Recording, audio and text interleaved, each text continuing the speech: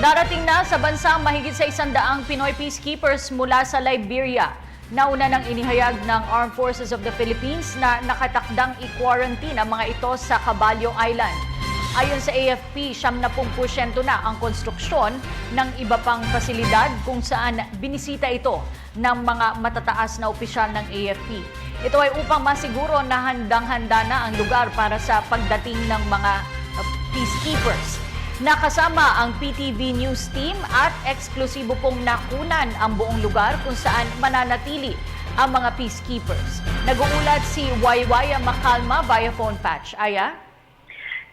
Kathy, nagsagawa muli ng ocular inspection ang Armed Forces of the Philippines kasama ang Department of Health sa Caballo Island, Cavite, kung saan dadalhin ang ika-18 Philippine contingent to Liberia sa bansa.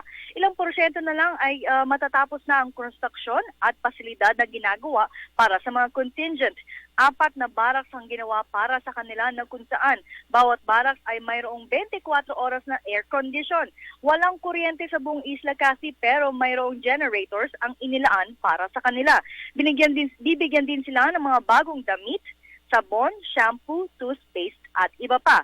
May flat screen TV, cable, videoke, DVD at signal sa cellphone mula sa Globe at Smart Telecommunication Networks na kung saan ibinigay nila ito ng libre sa AFP. Maaari din silang makapag-internet sa naturang isla upang makausap nila ang kanilang mga kamag-anak. Sa ngayon, kasi ay puspusan na ang kanilang ginagawa pagsasaayos sa buong isla na kung saan ayon nga kay General Gregorio Katapang, ang AFP Chief of Staff, 5 araw pa lamang sila nakakapagsagawa ng pasilidad doon sa lugar na kung saan nga maaari na itong matapos mamayang gabi. Ayon naman kay Vice Admiral Jesus Milan, ang hepe ng Philippine Navy, ang lahat ng barracks ay at pasilidad ay pinagtulungan mula sa ahensya ng Department of National Defense, Philippine Navy, Air Force at ang higher headquarters nga ng AFP. At nitong weekend lang ay nailagay na ang cable provider nila at mga communication satellites mula sa mga telecom networks. At pagkatapos ay binusisi ng mga opisyal kasi ang lahat ng pasilidad at nagsagawa rin ng briefing ang Philippine Navy officials, kinakatapang Admiral Milan at Jeffrey Delgado ng Air Force at kasama rin si DOH Assistant Secretary Janet Garin. Ayon naman kay ASEC Garin, kung walang nakikitang sintomas ang military doctor sa mga peacekeepers, ay malaki ang chance ang hindi na mahawa ang iba pang sundalo na nasa isla.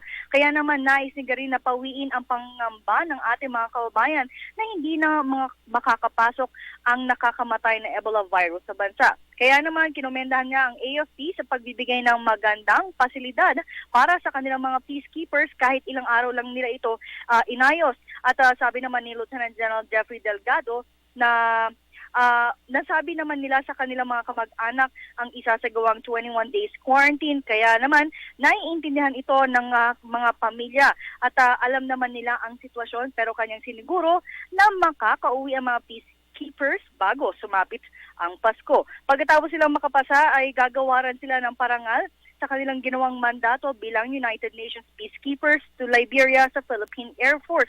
Kasi tumagal ng 10 buwan ang mga peacekeepers sa Liberia at dapat nga ito'y may extend pa hanggang Enero sa susunod na taon.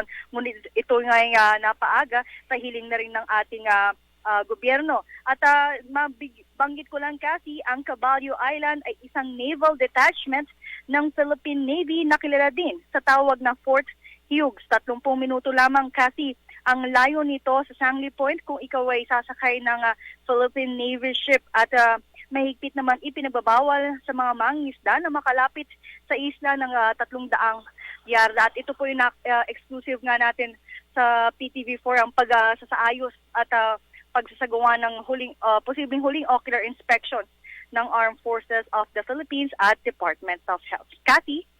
Maraming salamat, Waywaya Macalma.